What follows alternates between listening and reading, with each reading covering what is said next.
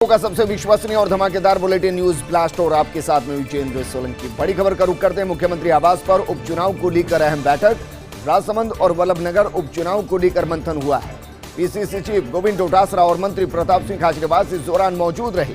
दोनों विधानसभा क्षेत्र से जुड़े वरिष्ठ कांग्रेसी नेता और कार्यकर्ता भी बैठक के अंदर मौजूद रहे। आपको बता दें कि 4 विधानसभा सीटों पर उपचुनाव होने हैं और इनमें से 2 महत्वपूर्ण सीट राजसमंद और वल्लभनगर। उपचुनाव को लेकर मंथन हुआ है।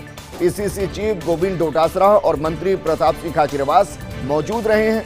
इसके अलावा दोनों विधानसभा क्षेत्र से जुड़े वरिष्ठ कांग्रेसी नेता और कार्यकर्ता भी बैठक के अंदर मौजूद रहे हैं।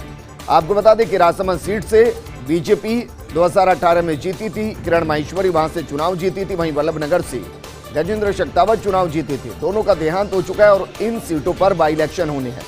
मेरे सहयोगी नरेश मेरे साथ जुड़ चुके। नरेश, क्या कुछ मंथन यहां पर किया गया और क्या कुछ नाम फाइनल हो पाए अभी तक कि किस सीट से किसको उम्मीदवार बनाया जा सकता है या फिर कितनों का पैनल हो सकता है? अभी देखिए, हालांकि भले ही उपचुनाव के लिए अभी तारीखों की घोषणा नहीं हुई हो, लेकिन कांग्रेस ने इन उपचुनाव को जीतने के लिए अपनी तैयारियां है वो जारी की रखी है और लगातार बैठकों का दौर भी चल रहा है। और आज जो मुख्यमंत्री आवास पर बैठक हुई है वो 3 विधानसभा क्षेत्रों को लेकर हुई है। उसमें सहाड़ा है, वल्लभनगर है और राजसमंद। पहला फेज था, उसमें बैठक सहाड़ा को लेकर हुई थी और अब जो बैठक हुई है वो वल्लभनगर और राजसमंद को लेकर हुई है, जिसमें पीसीसी चीफ गोविंद सिंह डोटासरा भी मौजूद थे। इसके अलावा परिवहन मंत्री प्रताप सिंह खाचरियावास मौजूद थे, धर्मेंद्र राठौड़ भी इसमें मौजूद थे और साथ में तमाम वरिष्ठ नेता उन विधानसभा क्षेत्रों से और कार्यकर्ता भी मौजूद थे। और जो एक मूल मंत्र है वो यही है मुख्यमंत्री की तरफ से इन बैठकों में कि इन उपचुनाव को जीतना है, सरकार की जो योजना है जनता तक पहुंचानी है। सरकार ने इस बजट में भी और पहले भी इन विधानसभा क्षेत्रों के लिए कई घोषणाएं की है, कई विकास के कार्य किए हैं, तो उनके आधार पर जनता के बीच जाकर कांग्रेस के प्रत्याशी के लिए वोट मांगने हैं। और बूथ मैनेजमेंट है वो उसका सही तरीके से उसको अमली जामा पहनाकर और एक कह सकते हैं कि हर एक कार्यकर्ता को जिम्मेदारी देना यहाँ पे तय किया गया है। और जहां तक आपने बात की है कि क्या उम्मीदवार के चयन को लेके कोई तय हुआ है, तो देखिए, उम्मीदवार के चयन को लेके मुख्यमंत्री अशोक गहलोत है वो लगातार फीडबैक ले रहे हैं क्षेत्र के लोगों से भी, अपने प्रभारी मंत्रियों से भी, कांग्रेस के वरिष्ठ नेताओं से भी, और लगभग मानस बन चुका है कि किसको चुनाव लड़ाना है। लेकिन ये सब घोषणा होगी जब चुनाव की तारीख तय हो जाएगी। उसके बाद ये एक सामान्य जो एक सिर्फ औपचारिकता रहेगी, क्योंकि जिनको चुनाव लड़ाया जाना है शायद उनको भी संकेत दे दिए हैं और वो तैयारी भी कर रहे हैं। चाहे सुजानगढ़ की बात करें, चाहे अन्य 3 विधानसभा क्षेत्र की हम बात करें, तो फोकस इसी बात को लेके है कि यहाँ कांग्रेस को जिताना है। पार्टी चेहरा तय कर देगी कि उम्मीदवार कौन होगा, लेकिन जो चुनाव जीता जाएगा वो सरकार के कामकाज पे जीता जाएगा। गहलोत सरकार ने जो वहाँ पे विकास के काम किए हैं या इस बजट सत्र में वहाँ सौगातें दी है, उनके आधार पे चुनाव जीतना है।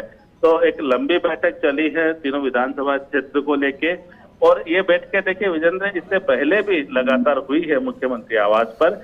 और चूंकि अब समय कम है, हालांकि अभी उपचुनाव की तारीख तय नहीं हुई है, लेकिन एक समय सीमा है कि तब तक चुनाव कराना ही है, तो किसी भी समय जो है वो उपचुनाव की तारीख तय हो सकती है। तो ऐसे में कांग्रेस पार्टी है वो अपने स्तर पर लगातार तैयारी कर रही है।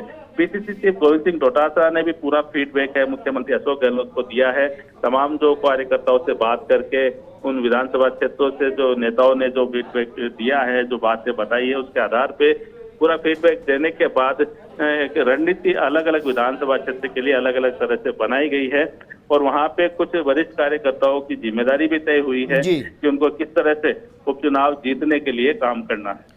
जी बिल्कुल नरेश, 4 में से 3 सीटें तो ऐसी थी जो कांग्रेस के झोली में थी 2018 के अंदर। राजसमंद को लेकर इस बार क्या कोई खास रणनीति बनाई जा रही है? देखिए, कांग्रेस की कोशिश यही है कि चारों जो उपचुनाव है वो जीते। हालांकि ये सही है कि 4 में से 3 सीट ही जो कांग्रेस के पास थी, लेकिन जो राजसमंद में हाल ही में आपने देखा होगा कि निकाय चुनाव में जिस तरह से कांग्रेस को सफलता मिली थी, उससे उत्साहित होकर कांग्रेस का ये मानना है कि इस सीट को भी अब कांग्रेस जीत सकती है।